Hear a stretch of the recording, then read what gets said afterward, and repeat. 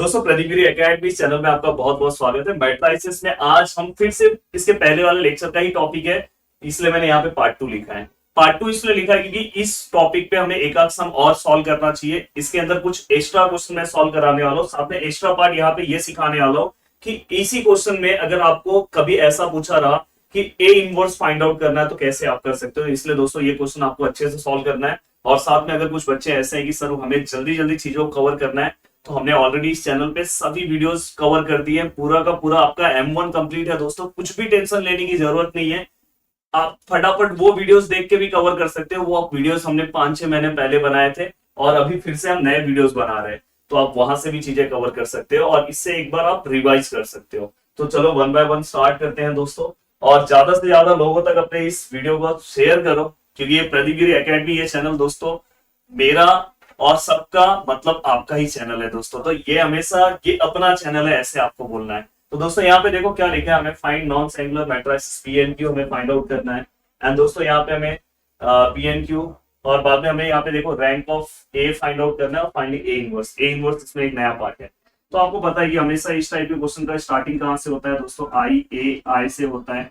और यहाँ पे नंबर ऑफ रो अगर आप देखोगे तो कितने हैं दोस्तों, 3 है। नंबर ऑफ कॉलम अगर देखोगे तो 3 है। तो फाइनली यहाँ पे देखो मैं मैट्रिक्स ए लिख रहा हूँ। बहुत ही सिंपल सा क्वेश्चन है, एक बार प्रैक्टिस के तरह आप इस क्वेश्चन को ले सकते हो। देखो यहाँ पे मैं लिख रहा हूँ 0 -2 1 1 2 -2 -1 3 0 0 -2 1। यहाँ पे I3 मतलब यहाँ पे दोस्तों क्या आएगा 1 0 0 0 1 0 0 0 1। यहाँ पे ए ऐसी ही है। यहाँ पे क्या आएगा दोस्तों 1 0 0 0 1 0 0 0 1।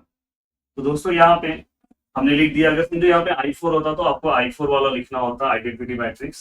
अब दोस्तों आपको क्या करना है, देखो मैं नीचे नीचे सॉल्व करते जाऊंगा। अब यहाँ पे सबसे पहले मैंने क्या बोला कि आपको चेक करना है कि ये 1 है कि नहीं है। अगर ये 1 नहीं है तो आपको 1 करना है। देन इसके बाद आप सबसे पहले रो वाला, जैसे हम इसके पहले हमने ऑलरेडी इस टाइप के क्वेश्चन सॉल्व किए। नॉर्मल फॉर्म मैंने आपको सिखाया, एक बच्चे ने बोला सर आपने नहीं सिखाया, तो यार वीडियो को जाके देखो तो पता चलेगा। नॉर्मल फॉर्म में हमने सीखा कि ये दोनों को पहले हमें जीरो करना है। और कैसे हमें करना है, देखो ये -1 कौन से रो में है दोस्तों, सेकंड रो में है। हम किसका हेल्प लेंगे दोस्तों, फर्स्ट रो का हेल्प लेंगे। और यहाँ पे -1 है तो -1 का अपोजिट क्या आएगा दोस्तों, +1। यहाँ पे ऑलरेडी 0 है तो आपको जीरो करने की जरूरत नहीं है, तो बस एक ही फॉर्मूला यहाँ पे अप्लाई होगा। अब देखो यहाँ पे मैं लिख रहा हूँ ये ब्रैकेट, यहाँ पे इक्वल टू ये ब्रैकेट और इक्वल टू ये ब्रैकेट। अब यहाँ पे आपको एक चीज का ध्यान रखना है, जब भी अगर हम रो वाला फॉर्मूला अप्लाई कर रहे हैं तो वो फॉर्मूला दोस्तों बस इस पे अप्लाई होगा। कॉलम वाला फॉर्मूला अप्लाई कर रहे हैं तो वो बस इस पे अप्लाई होगा, मतलब इस पे और इस साइड तो होने वाला ही है। तो ये दोनों में से जब रो वाला रहेगा ये तो हम इस पे हमेशा होगा, पर साथ में इस पे होगा।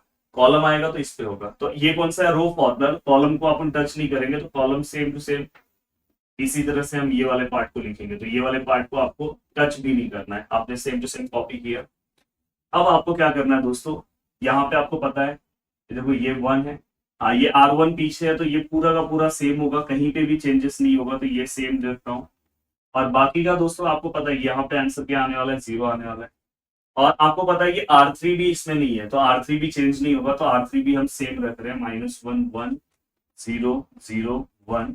अब बस चेंजेस ये वैल्यूज होंगे जिसके लिए हम अपने प्यारे कैल्सी को ले ले रहे हैं और फटाफट सॉल्व करते हैं। देखो R2 + R1, R2 + R1 ये फाइंड आउट करना है। तो इसके ऊपर R2 का वैल्यू कितना है दोस्तों, 3 + 2, आंसर कितना आएगा दोस्तों 5। देन यहाँ पे अगर आप कर रहे हो तो 0 + -2, तो यहाँ पे आंसर आएगा दोस्तों -2।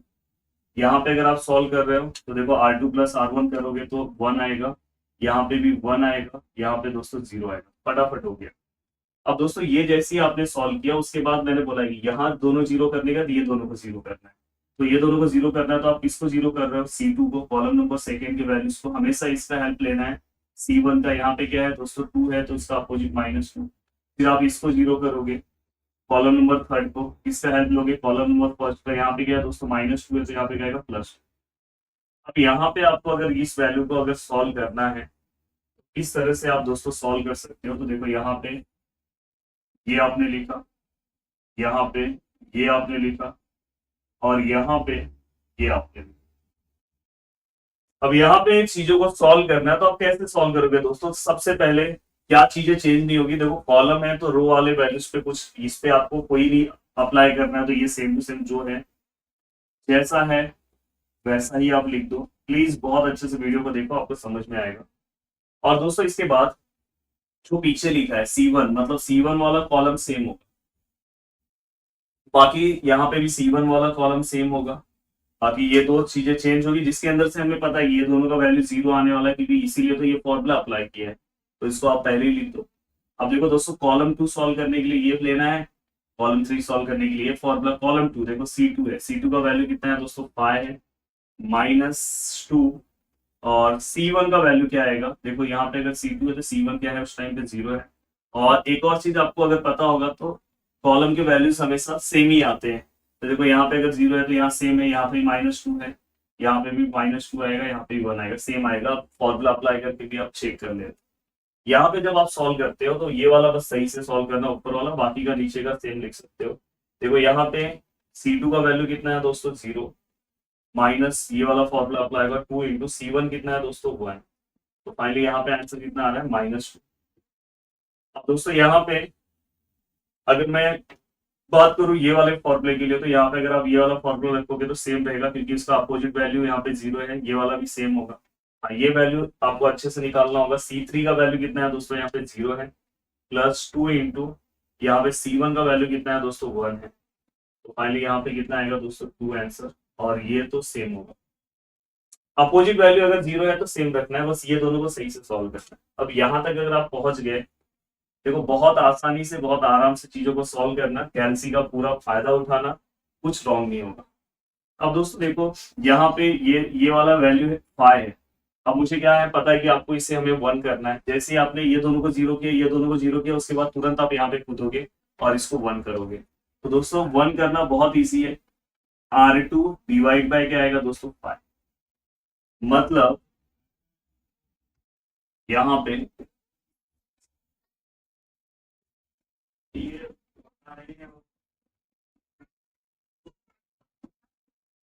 यहाँ पे दोस्तों फिर से मैं क्या करूंगा, कौन सा देखो यहाँ पे रो वाला है तो कॉलम वाला जो पार्ट है उसको कोई टच नहीं करेगा, तो ये वाला पार्ट मैं वैसे ही रख रहा हूँ। इसको देखो लिखने का तरीका भी सबसे ज्यादा इंपॉर्टेंट होता है कि क्वेश्चन अगर आपको सही सॉल्व करना तो लिखते कैसे उसके हिसाब से। अब यहाँ पे दोस्तों R2 डिवाइड बाय 5 है, तो सबसे पहले चेंज कौन नहीं होगा वो मैं लिखता हूँ हमेशा, 1 0 0। R3 भी चेंज नहीं होगा, 0 0 1। R2 चेंज होगा, ये तो 0 ही आएगा, ये 1 हो जाएगा, ये -2/5 हो जाएगा, ये 1/5 हो जाएगा, ये 1/5 हो जाएगा, और ये 0 आएगा। अब दोस्तों अब ये होने के बाद आपको पता है कि हम कॉलम अप्लाई करेंगे, अरे रो अप्लाई करेंगे, इसके बाद इसको 0 करते हैं, फिर इसको। तो यहाँ पे अब 0 किसको करना है? R3 को। -2 R3 में है, रिस्पेक्ट किसका लेंगे दोस्तों? R2 का, इसका रिस्पेक्ट लेंगे, और यहाँ पे -2 का अपोजिट क्या आएगा? +2। तो दोस्तों अगर मैं इसे सॉल्व करने जाऊं, देखो मेरे लिखने का तरीके से आपको सीखना है कि मुझे लिखना कैसे, नहीं तो इस वाले क्वेश्चन में इतने सिंपल क्वेश्चन आते हैं और इसके अंदर रॉन्ग बहुत होता है, अब मैं नहीं चाहता कि आपका रॉन्ग हो। यस, R3 अगर आप सॉल्व करने जा रहे हो दोस्तों, सबसे पहले कॉलम सेम होगा, तो ये आप सेम टू सेम लिख दो, 0 1 0 0 0 1। यहाँ पे अगर आप रो में जा रहे हो तो R3 बस चेंज होने वाला है, बाकी सब सेम है। तो देखो ये सेम रख रहा हूँ, ये भी सेम है, R2 भी सेम है, 0 1 -2/5 1/5 1/5 0। R3 में आपको पता है ये तो 0 ही है, सॉल्व करोगे तो भी 0 ही आएगा। अब ये फॉर्मूला अप्लाई क्यों कर रहे थे? क्योंकि आपको यहाँ पे 0 लाना था, तो इसको भी 0 रख दो, बाकी के जो वैल्यूज है उसको आप आराम से कैलसी में सॉल्व करो। R3 देखो ये सॉल्व करना, तो यहाँ पे R3 का वैल्यू 1 है, +2 इंटू यहाँ पे वैल्यू R2 का क्या है दोस्तों? -2/5। तो फाइनली यहाँ पे आंसर दोस्तों 1/5 है। अब दोस्तों यहाँ पे अगर मैं इसके लिए सॉल्व करूं तो यहाँ पे आंसर क्या आएगा दोस्तों? देखो 0 +2 इंटू R2 का वैल्यू क्या है दोस्तों? यहाँ पे R2 का वैल्यू है 1/5 1/5। बस ये गड़बड़ मत करना, ये सॉल्व करना है तो ऊपर, ये सॉल्व करना है तो इसके ऊपर, ये सॉल्व करना है इसके ऊपर, बस ये ध्यान रखना। तो यहाँ पे आंसर दोस्तों 2/5 है, 2/5। अब देखो इसे सॉल्व करना है, क्योंकि मुझे लग रहा है सेम ही आएगा। देखो R3 कितना है, 0 है, प्लस 2 इंटू 1/5, 1/5 सेम आएगा 2/5। और यहाँ पे अगर मुझे सॉल्व करना है तो R3 कितना है दोस्तों, 1 है, और प्लस 2 इंटू R2 कितना है दोस्तों, 0 है। फाइनली आंसर यहाँ पे 1। लगभग दोस्तों ये वाला ही पार्ट हो गया। अब ये वाला पार्ट होने के बाद हम क्या करते हैं दोस्तों, ये जैसे ही आपका पार्ट सॉल्व हो गया तो हम देखो ये सॉल्व हुआ, देखो आप एक बार इसको 0 किया, फिर आपने इसको 0 किया, फिर इसको 1 किया, अब इसको 0 किया, अब आप इसको 0 करो, इस तरह से ये चलेगा। अब देखो दोस्तों यहाँ पे इसको 0 करना है, कॉलम अप्लाई करना होगा, इसको C3 को 0 करना है, किसके रिस्पेक्ट में, C2 के, इस वाले 1 के रिस्पेक्ट में। यहाँ पे जो वैल्यू है उसका अपोजिट वैल्यू माइनस है तो प्लस में लूंगा। अब दोस्तों यहाँ पे अगर मैं वैल्यूज लिखता हूँ तो यहाँ पे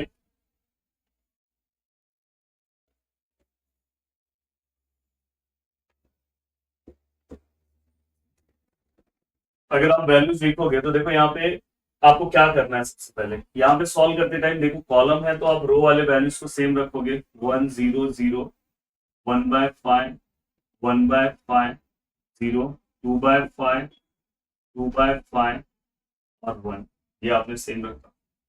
अब यहाँ पे कौन सी चीजें और सेम होगी दोस्तों, वो आपको पता होना चाहिए। देखो यहाँ पे C3 का वैल्यू बस चेंज होगा तो C2 सेम होगा और C1 सेम होगा, C1 लिख दे रहा हूँ, C2 लिख दे रहा हूँ।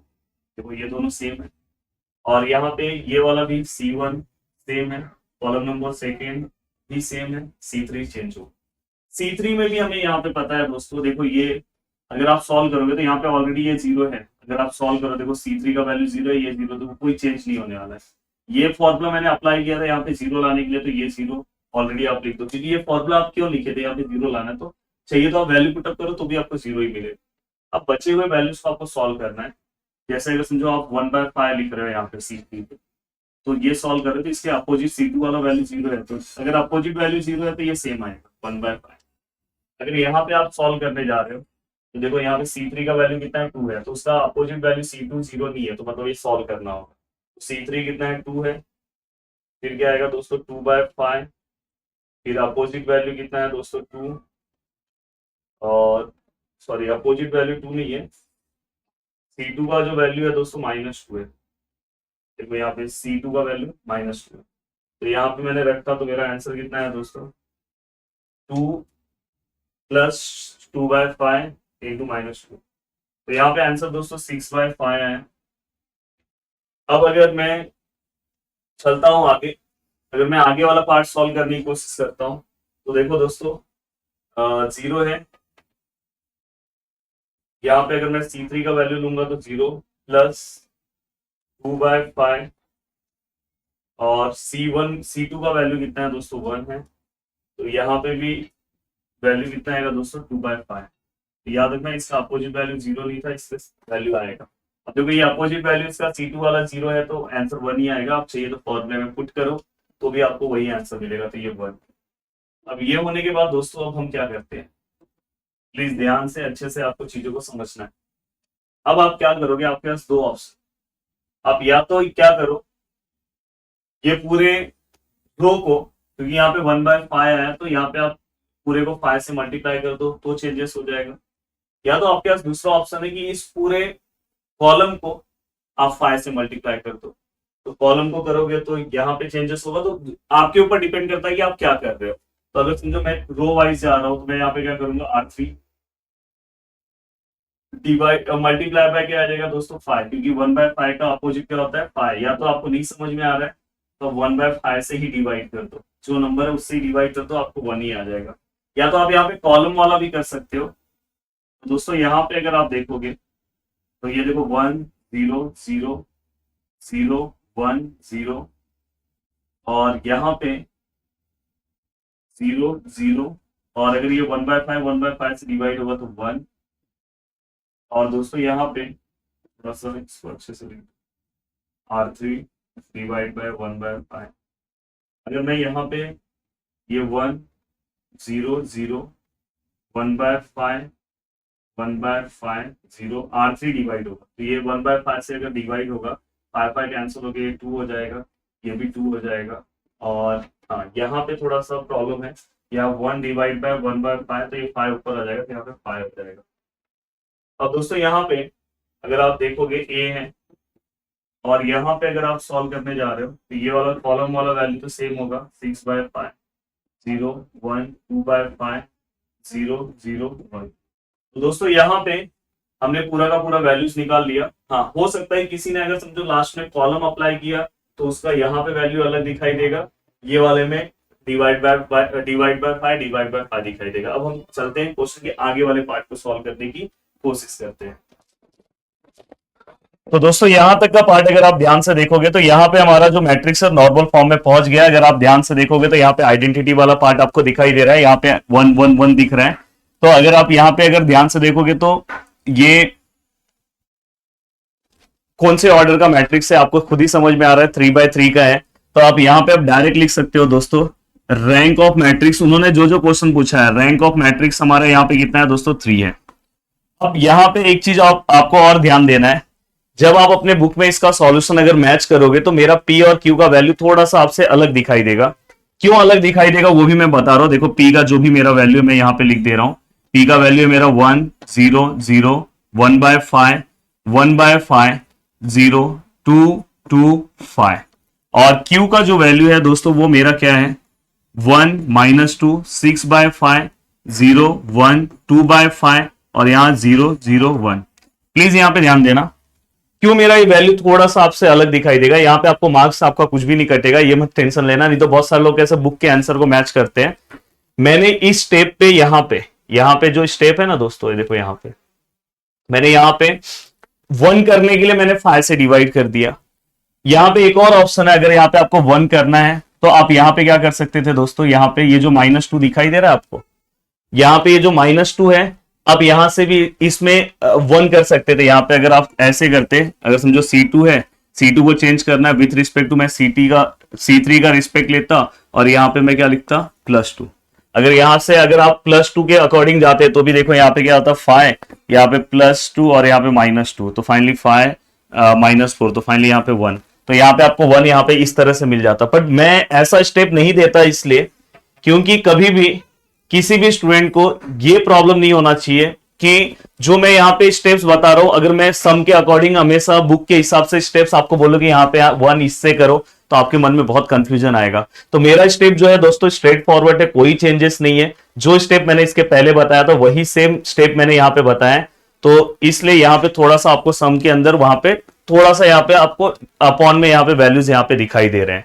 और दोस्तों एक और चीज मैं आपको बता देना चाहता हूं, इसके बाद आपको क्या करना है दोस्तों, मल्टीप्लिकेशन ऑफ मैट्रिक्स निकालना है। उन्होंने बोला है कि हमें ए इनवर्स फाइंड आउट करना है। ए इनवर्स हम कैसे फाइंड आउट कर सकते हैं, तो दोस्तों हमें जो आंसर मिला है वो किस फॉर्म में मिला है, अगर आप ध्यान से देखोगे तो ये आइडेंटिटी मैट्रिक्स है, ये इक्वल टू ये क्या है दोस्तों P है, और ये क्या है दोस्तों Q है। तो यहां से हम ए इनवर्स फाइंड आउट कर सकते हैं। ए इनवर्स अगर मुझे निकालना है तो I इक्वल टू यहाँ पे क्या आएगा P, यहाँ पे क्या आएगा दोस्तों Q। अब मैं यहाँ पे अगर समझो मुझे ये P को गायब करना है तो मैं क्या करूंगा, P इनवर्स से दोनों साइड मल्टीप्लाई करूंगा। अगर मैं दोनों साइड अगर P इनवर्स से अगर सपोज मल्टीप्लाई कर रहा हूं, यहाँ पे देखो मैं P इनवर्स इंटू I है, और यहाँ पे अगर P इनवर्स करूंगा तो P गायब हो जाएगा, तो यहाँ पे AQ आएगा, और P इनवर्स इंटू I क्या होगा, P inverse which is equal to AQ। अब दोस्तों मुझे अगर समझो इस Q को हटाना है, अगर मुझे Q को हटाना है, या तो मैं क्या कर रहा हूँ, A को यहाँ से हटाना है, तो मैं क्या कर रहा हूँ, दोनों साइड A इनवर्स से मल्टीप्लाई कर दे रहा हूँ। किससे मल्टीप्लाई कर दे रहा हूँ, A इनवर्स से। दोनों साइड मैंने मल्टीप्लाई कर दिया। अब A इनवर्स से मल्टीप्लाई करने का A इनवर्स इंटू A, आपको पता है कि जैसे ही यहाँ पे A इनवर्स से मैं मल्टीप्लाई करूंगा तो ये गायब हो जाएगा, मतलब इसका मतलब I होगा, पर गायब हो जाएगा तो डायरेक्ट यहाँ पे Q आएगा, और यहाँ पे क्या हो जाएगा दोस्तों A इनवर्स, और यहाँ पे क्या हो जाएगा दोस्तों P इनवर्स। अब दोस्तों यहाँ पे मुझे फाइनली किसका आंसर निकालना है, A इनवर्स का। तो मैं क्या कर रहा हूँ, दोनों साइड ये P इनवर्स को गायब करना है तो दोनों साइड P से मल्टीप्लाई करूंगा और पीछे साइड में मल्टीप्लाई करूंगा। तो यहाँ पे अगर मैं सपोज P से मल्टीप्लाई किया तो P इनवर्स गायब हो गया, और यहाँ पे भी अगर मैं मल्टीप्लाई करूंगा तो ऐसे। तो फाइनली जब मुझे A इनवर्स निकालना है तो फाइनली मुझे किसको मल्टीप्लाई करना होगा दोस्तों, A इनवर्स अगर आपको फाइंड आउट करना है तो आपको किसको मल्टीप्लाई करना हो, Q, और आपको किसको मल्टीप्लाई करना है दोस्तों, P को। अब यहाँ पे जब आप Q और P को अगर मल्टीप्लाई कर रहे हो दोस्तों, तो उस टाइम पे आपको क्या ध्यान रखना है, Q का जो वैल्यू है वो क्या है आपको पता है, 1 -2 6/5 0 1 2/5 0 0 1, और जो हमारा p का वैल्यू है दोस्तों वो क्या है 1 0 0 1/5 1/5 0 2 2 5। इसके अकॉर्डिंग आप ये दोनों को जस्ट मल्टीप्लाई कर दो, मल्टीप्लाई करके तुरंत आपको दोस्तों ए इनवर्स मिल जाएगा। और मल्टीप्लाई कैसे करते हैं मैंने आपको बताया दोस्तों, चलो एक स्टेप में मल्टीप्लाई करके दे दे रहा हूं। आपको क्या करना है, इस रो को और इस कॉलम को क्या करना है, मल्टीप्लाई करना है। तो देखो मैं मल्टीप्लाई कर रहा हूं, 1 मल्टीप्लाई बाय 1 1 होगा, ये -2 इससे मल्टीप्लाई होगा तो क्या आएगा -2/5, और दोस्तों इसके बाद ये वाला जो टर्म है इससे मल्टीप्लाई होगा तो देखो 6 2 जा कितना हो जाएगा 12/5। तो दोस्तों यहां पे फाइनली आंसर कितना है 3। अब ये वाला पार्ट इससे मल्टीप्लाई करो तो देखो 1 मल्टीप्लाई बाय 0 ये 0 होगा, तो फाइनली 2 किससे मल्टीप्लाई होगा दोस्तों 1/5 से, तो ये 5 हो जाएगा प्लस, और ये वाला टर्म इससे मल्टीप्लाई हो जाएगा तो 12/5 आएगा। तो फाइनली यहाँ पे आंसर कितना है दोस्तों 2। अब फिर से ये वाला पार्ट अगर मैं इससे मल्टीप्लाई करूं तो देखो दोस्तों ये स्टार्टिंग के ये दोनों 0 हो जाएंगे, 0 0 से ये वाला इससे मल्टीप्लाई होगा तो देखो 6 5 30 6/5 मल्टीप्लाई बाय हम 5 से मल्टीप्लाई कर रहे हैं तो आंसर इसका 6 है।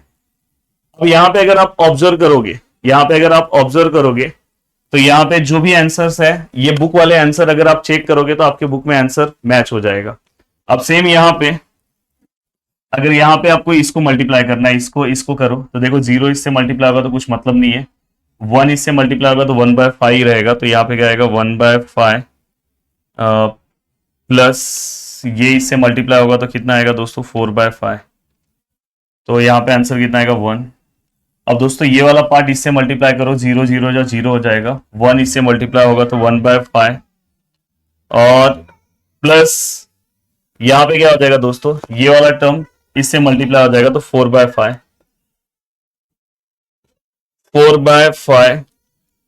तो यहाँ पे भी 1।